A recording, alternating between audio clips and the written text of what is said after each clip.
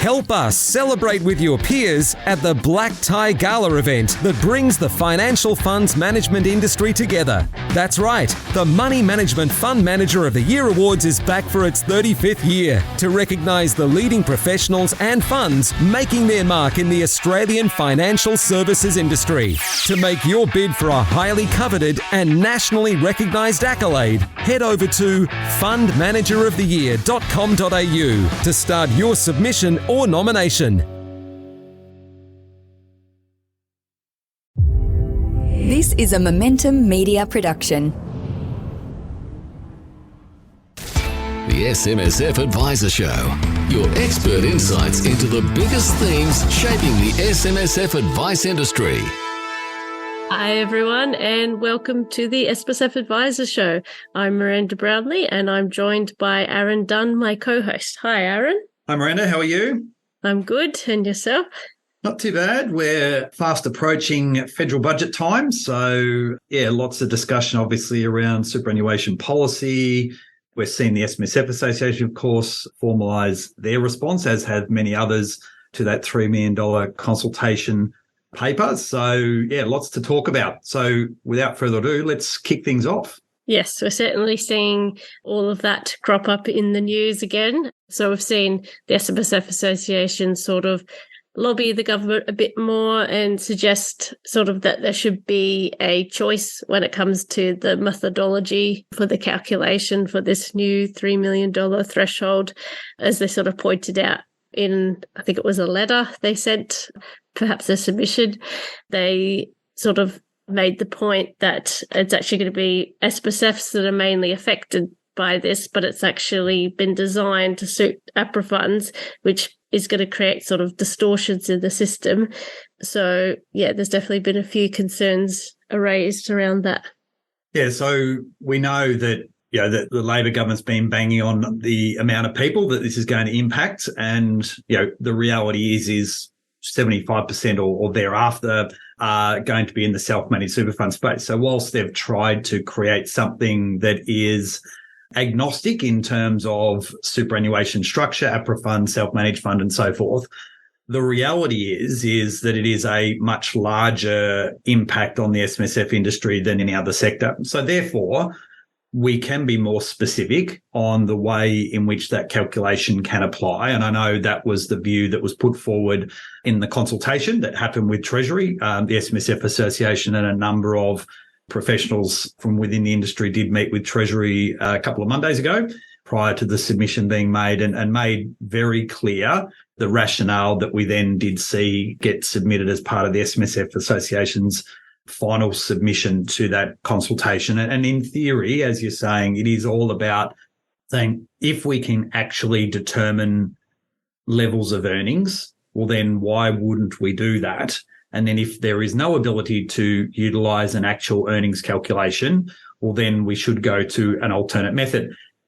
Personally, I think there are a number of examples, and Treasury only needs to look back to the previous consultation that actually happened in January around the non-arm's length expenditure, where they actually came out and said, we have a different set of rules for APRA funds than self-managed funds. So, and in that they said, well, we're going to apply a factor of 5 for our non-arm's length expenditure. And then if that doesn't work, you can go to the actual method here. And then for APRA funds, we've got a different method for you too. In essence, we're not going to apply it at all. So there's enough precedent set in the way in which they can create policy that enables different methodology for different parts of the superannuation sectors.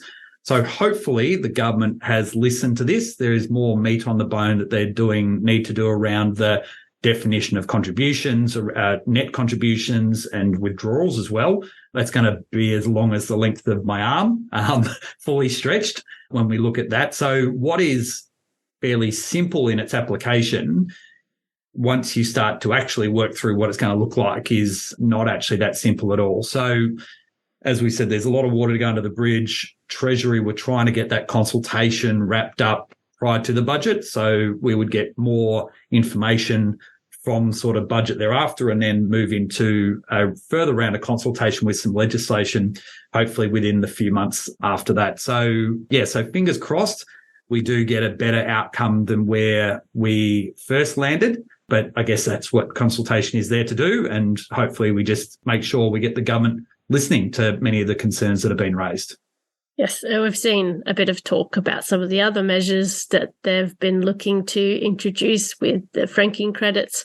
There's been a bit of concern raised with that about how it might restrict companies from being able to raise capital. And of course, from the SMSF sector, there's sort of a bit of worry that it might be the thin edge of the wedge in terms of this might just be the start of what they're introducing, and there could be further changes to come down the track as well. Yeah, and that's the potential risk, is that you open up a door that then potentially leads to the government looking at other actions again. So if we think about things like franking credits, well, if they can adjust that, then they may have the ability to adjust it in the future. If they can apply an unrealized tax on an unrealized gain for self-managed super funds or for super funds, well, then with high balances, then they could potentially do it for other structures, for trusts, for individuals, and so forth. So this is where it is really important that the consultation process allows for all these views to be raised. We know that government, when you go into consultation, will say, we're happy to listen to these areas, but there would be a number of not negotiables. So part of that process is to then understand what they are and then what impact they might have on the basis that the government isn't prepared to budge on those particular things too. So, yeah, it's an area and it's a time, I guess, where we're being challenged on many fronts here with the SMSF sector. But, I think as long as we keep fighting the good fight, we hopefully, even though we might not like it, we come up with an outcome that will be palatable and therefore operational, as opposed to potentially what we've seen in the past. Yeah, we've also seen a bit more attention on the advisor, the experience pathway reforms. So we've seen sort of Stephen Jones start to move on that after sort of, I guess, getting a bit more pressure from the advice industry after he did sort of make it an election promise to get those through quickly.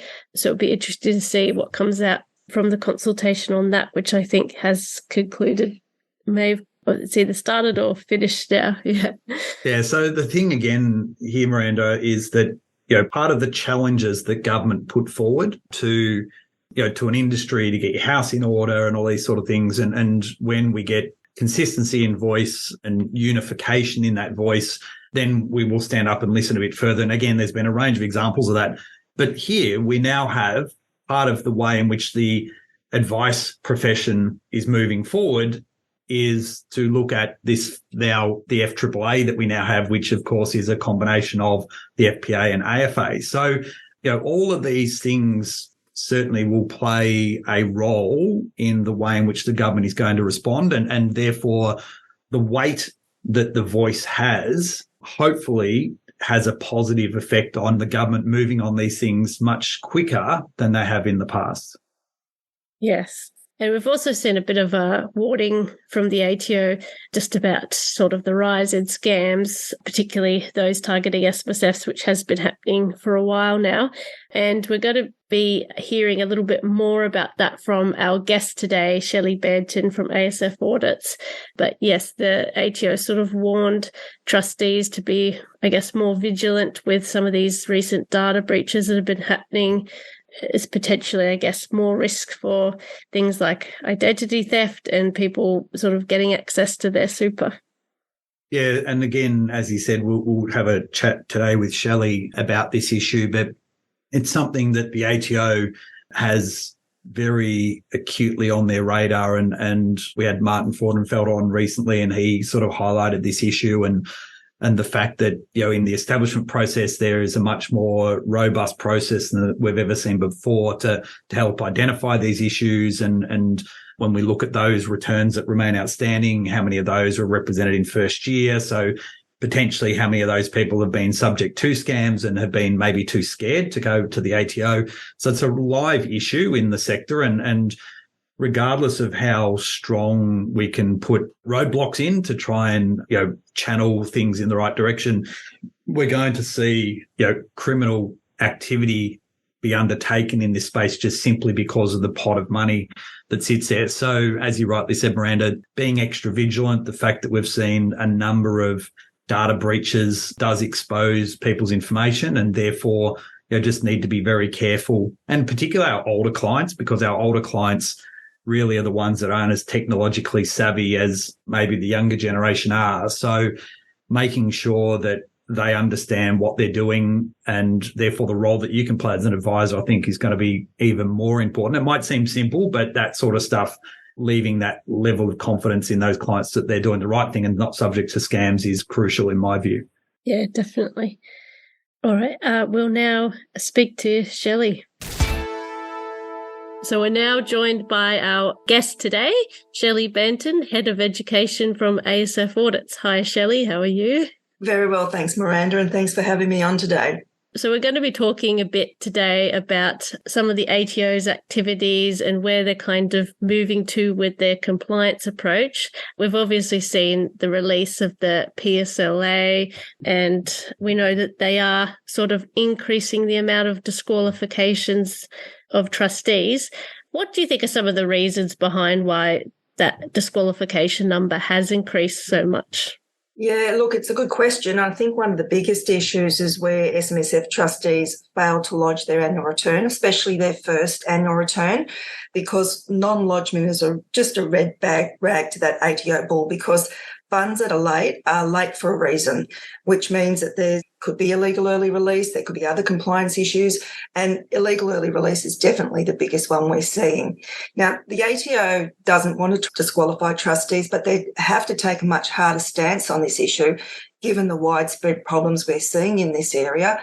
And obviously, illegal early release is one of the most common breaches reported by SMSF auditors. So the ATO is going to look at how serious the contravention is, whether the trustee has a history of non-compliance, what's the likelihood of them falling foul of the SIS rules again. So they're looking for those trustees who are not fit and proper persons to be an SMSF trustee.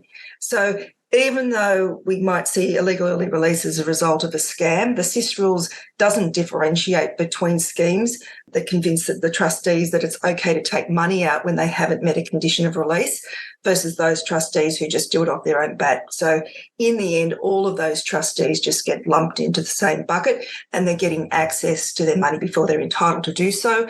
And as I always say, it's not compulsory to have a self-managed super fund. So if you're going to do that, you really need to know the rules. And what the ATO is doing with these trustees is they're adopting a three-strikes-you're-out approach. So if the trustees don't engage with the ATO after 3 attempts at their communication, they're most likely going to be disqualified. And they've also come out and said recently that they've disqualified 104 trustees for failing to respond to the first batch of letters. So sometimes it's not even getting to that second or third communication. It must just depend on what the ATO has found in their initial findings and examination of why they're communicating with these trustees in the first place. They're also looking at tax agents and auditors who haven't lodged their own SMSF returns, and they're still outstanding.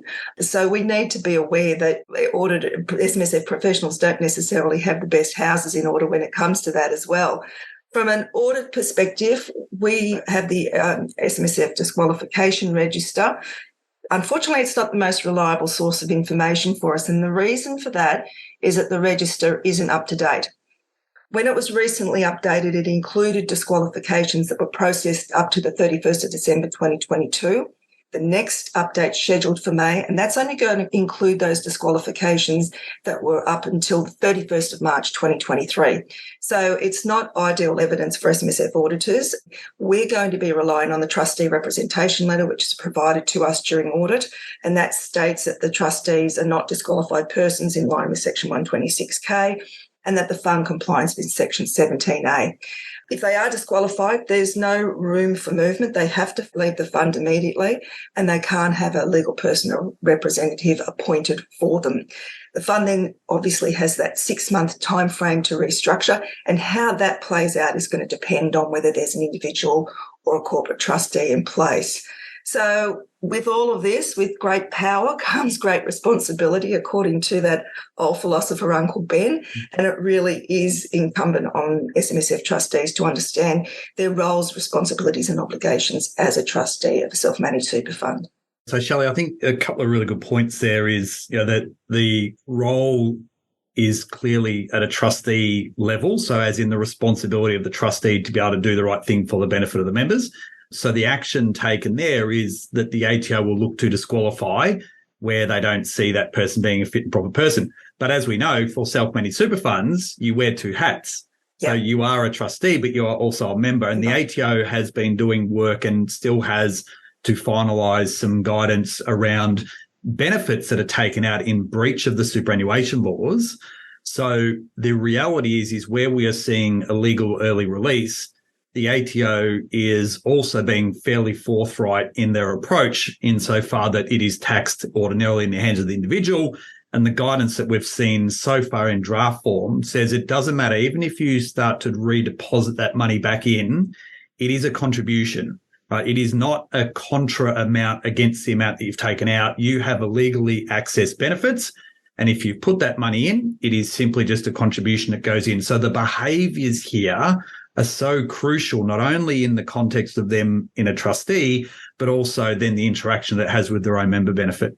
Okay, 100%, Aaron, and it is a really difficult path to navigate for trustees, and that's where getting that professional advice is going to be critical to make sure that you're not actually repeating mistakes and that you're actually making a situation worse moving forward.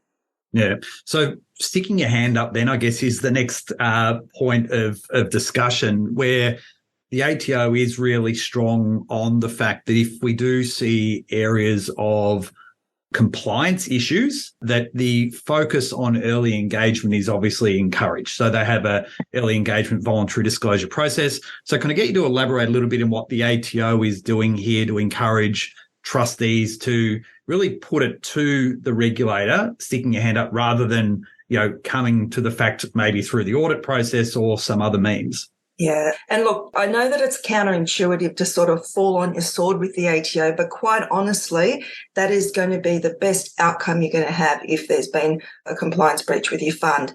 When you're doing a voluntary disclosure, you have to make sure that it includes all of the details as well as a reasonable proposal to rectify that contravention or include a proposed enforceable undertaking. And what that means is that the trustees can then have control over the way in which they rectify the breaches. So it doesn't mean that if they propose that a breach of legal early access potentially gets sorted out over a 5-year period, well, the ATO is not going to take that serious because they want to see trustees making good their mistakes within a reasonable time frame and also not being repeat offenders. So making sure that you've got that information through to your auditor and that they've got the outcome of any voluntary disclosure decision by the ATO, that's the best way to ensure that you've obliged with your requirements. And you've also, when the auditor's lodging that ACR, they can actually put and include that in the ACR so that the trustee will be guaranteed, and the ATO obviously provides this as well, that there's going to be no further action forthcoming from the ATO. Now, if it was me in the firing line, and this is where it's possibly a good idea, for example, if you've got your SMSF bank account, nickname it do not use, so you don't have any, inadvertent breaches of accessing that bank account when you otherwise haven't met a condition of release. But certainly if there was a mistake, and sometimes there's honest mistakes that happens, I would certainly be, sleeping a lot easier at night knowing that once that ACR was lodged, I wasn't going to be contacted by the ATO because I'd put in that voluntary disclosure and they'd accepted that prior to the audit being undertaken. So obviously making sure that you've done that put that proposal through within the shortest possible time, and the way that you can rectify that breach in the shortest possible time is going to show the ATO that you're really serious about rectifying it and making sure that there's no further issues at audit and no further compliance issues moving forward. And it's having the discussion with yourself as the auditor as well, isn't it? Like the issue comes, get the guidance as part of the audit process, and then from there, then take the necessary steps to engage with the ATO. And so you've actually then got the auditor in that loop as well. So as you're then moving through the completion of the audit and any issues that get raised, you've got everyone singing off the same hymn sheet. That's it. It's about having your SMSF team behind you and understanding whether there's anything that can be done about an inadvertent breach that you may have got yourself into, as opposed to, well, there's nothing I can do. I really do have to put that voluntary disclosure in, and that's going to be the best outcome. And we've seen in ACO case law that when that voluntary disclosure has been put in, that they've gone a little bit easier. So you've seen that there's been the maximum penalties that could be applied with that voluntary disclosure in place. The ATO has said, okay, well, the trustee wants to make sure that, they're engaging with us and that they're making sure that they're not going to have further issues moving forward. So we're going to take a more flexible approach. It's not going to mean that you're going to get your penalties rescinded. You can't go in assuming that, but you may have a better outcome than if you ended up with an ATO audited as a result of an ACR being lodged. We've recently seen the ATO release some guidance around the rectification decisions and how they sort of make those decisions. How is the ATO sort of changing its compliance approach, and does the guidance mean anything for the way, I guess, the ATO will approach issues in the future?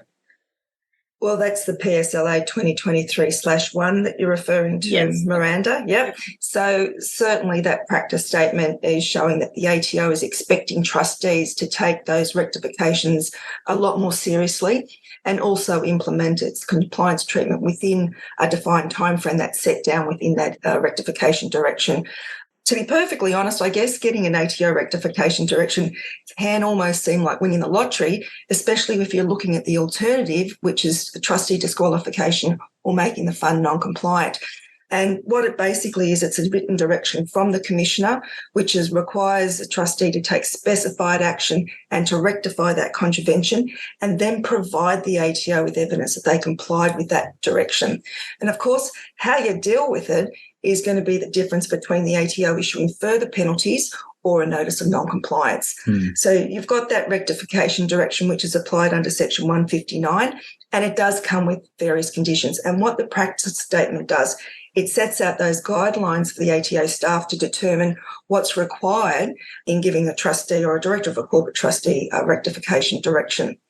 The main thing here is that there's going to be no further contraventions of a similar kind, and it could include putting managerial or administrative arrangements in place. It could mean repaying a loan or a borrowing or disposing of an asset or even lodging a return.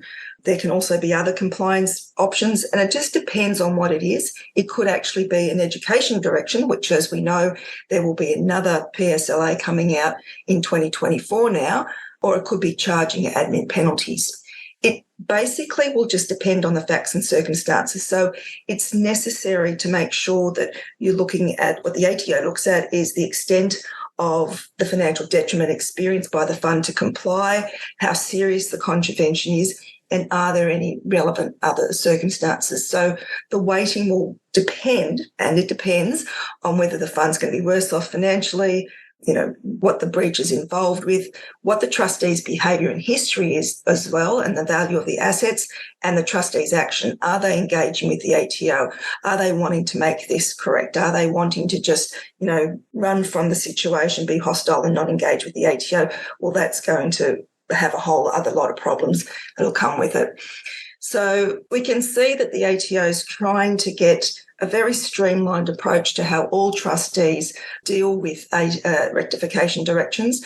Now, interestingly, there's no penalties for not complying with the rectification direction, but there is a penalty for not complying with the rectification direction within the specified timeframe that the ATO sets out. So they've now said within this PSLA that there should be a rectification time of 6 months, and in some extreme circumstances, it will be 12 months, depending on the circumstances. So we are seeing a more concentrated approach and targeted approach by how trustees need to deal with these, because obviously there's been a history of these rectification directions being provided by the ATO, and trustees really don't take them very seriously, and in some cases may in fact not even comply with these rectification directions. And the new thing here, obviously, as well, is that you have to go back to the ATO and prove that you've complied with it as well.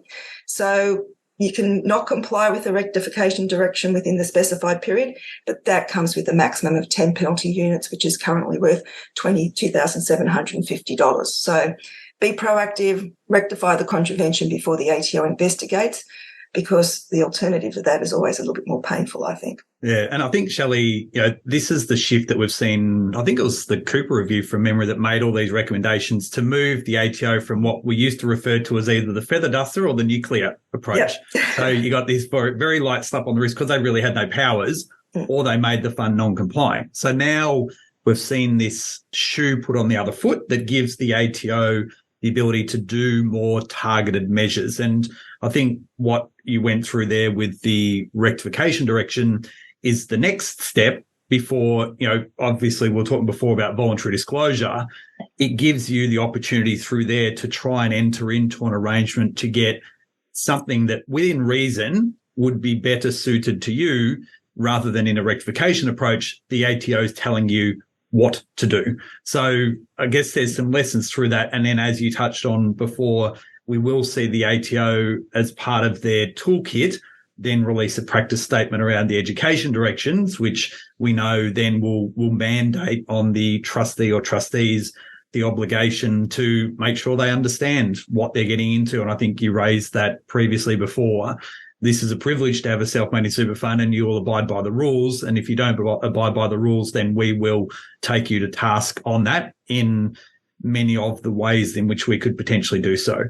Yeah, and I think what we're seeing is the ATO taking a very holistic approach to compliance, whereby they're really locking down those areas that, were quite, not as concrete as what we're seeing now through the issuing of these PSLAs. And they're giving trustees the tools to help themselves, but they're also giving them nowhere to run if they choose not to. And I think that that's really an important difference between what we've seen in the past in the way that the ATO has treated rectification directions in particular, and what we've seen come out through this PSLA. Yep.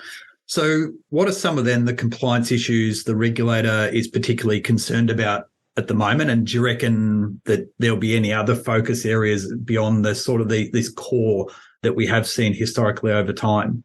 Yeah, and look, definitely illegal early access is going to be one of the biggest headaches for the regulator moving forward.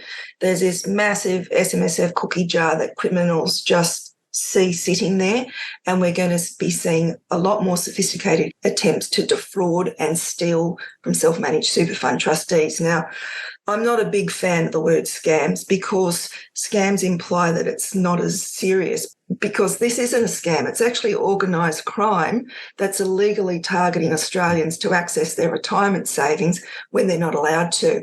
So we've got the current economic climate of high inflation, increasing interest rates, property pressures, and so on. And so the most vulnerable in our society is going to be hit by these, illegal crime activities, but they're going to be left with no money for retirement. But they're also going to fall foul of the ATO, which is really heartbreaking when you think about it, when somebody's struggling in more than one area of their life, but they still end up being the one bearing all of that brunt of those activities as well. The other contraventions I think that we'll be seeing, which is still continuing to flow through as a result of auditor independence, of those breaches of Reg 409A. And I guess the evidence here does point to that auditor independence, which was as a result of the revised APES 110 Code of Ethics, which, said that firms could no longer undertake the audit and the accounting functions back in 2021. So this is why we're seeing a lot of additional breaches identified by independent SMSF audits. And certainly this particular breach has overtaken in-house assets as being one of the top two breaches, whereas in-house assets has now moved to about 3 on the podium, I think now. We're going to be seeing a little bit more guidance from the ATO on this matter. One thing we should be aware of, I think, especially even from a trustee and an audit perspective, is that just signing an acknowledgement of trust if there's an issue with how the fund holds that asset isn't a get out of jail free. The ATO has already got guidance on their website which states that you can only hold an asset not in the name of the super fund if there's a legal issue for you not to, such as state or territory law. It would be very different circumstances And I don't know what circumstances would be if the fund couldn't actually hold the title. Obviously, when you've got property that's held in New South Wales, it's not held on behalf of the super fund, but we can see the correct corporate trustee or individual trustees listed on the title. And we also have a purchase contract. So we have various forms of audit evidence which backs up the fact that that is an asset held by the trustee as on trust for the super fund. So need to make sure that that area tightens up, and that I think over time we may well see some of these breaches of Reg 409, move down as we see these rectified throughout the next 6 to 12 to 18 months.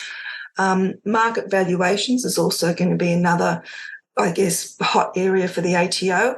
And we've got to remember here too that market valuations or lack of market valuation audit evidence is one of the biggest reasons why the ATO refers auditors to ASIC. So having correct audit evidence, sufficient appropriate audit evidence for market valuations on file is going to be critical, especially for those more complex assets such as unlisted entities and also property which can be complex depending on the type of property it is as well. And of course, the $3 million proposed measure that goes on top of that.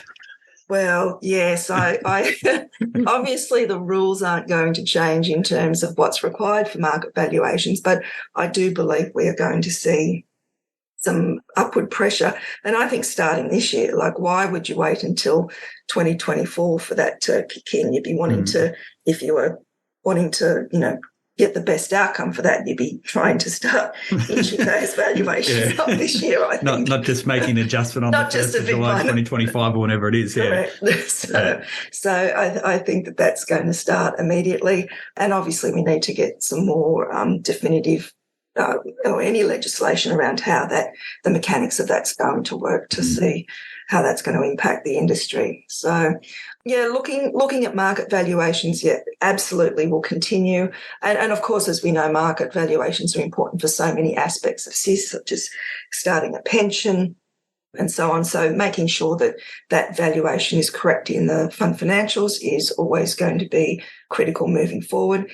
In-house assets is always an oldie but a goodie, especially when you've got related unit trusts, and it's so easy just to bust the trust. So, making sure that you're meeting all of those requirements in Reg 1322C and D is going to make the difference between having an outcome that you're not going to enjoy and have that trust busted, as opposed to, meeting SMSF compliance.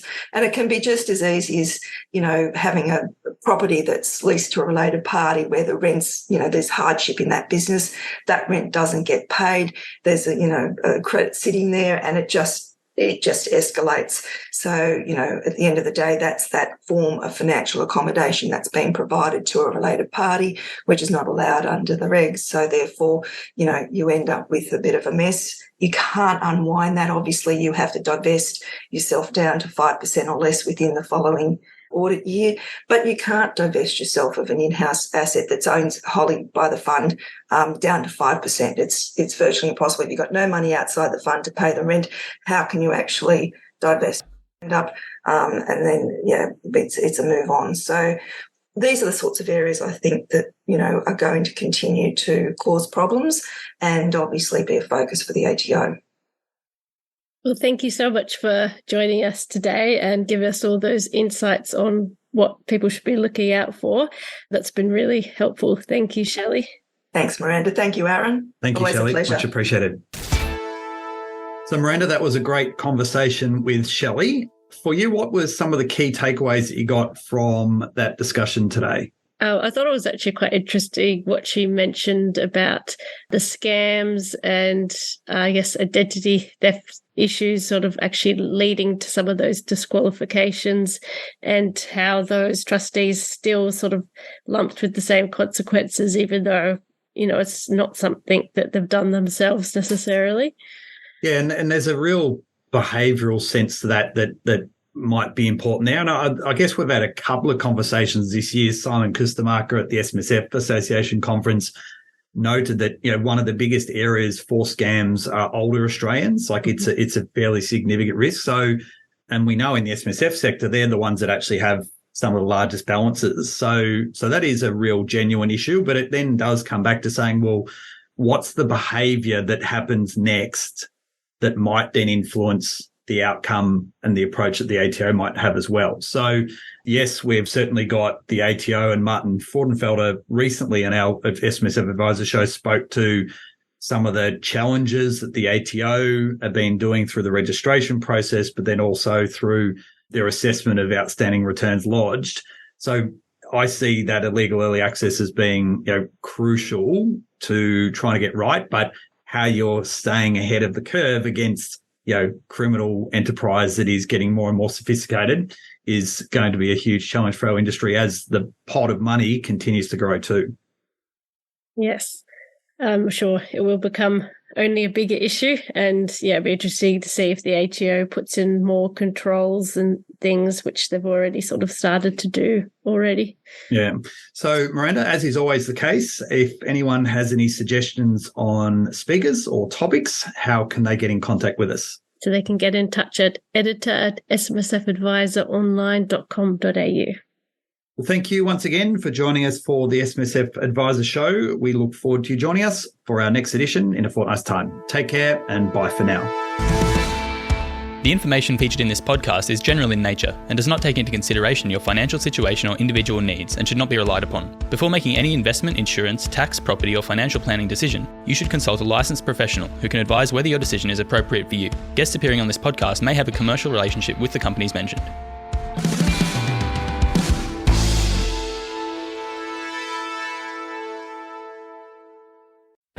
Are you feeling the strain of high mortgage repayments? Refinancing with Finny Mortgages can help you save big on your home loan and ease the burden on your finances. Our team of expert brokers specialises in helping Australian investors find the best possible rates. Refinance with Finny Mortgages today and start saving. Visit finny.com.au or call us now at 028 866 2444 to chat with an expert.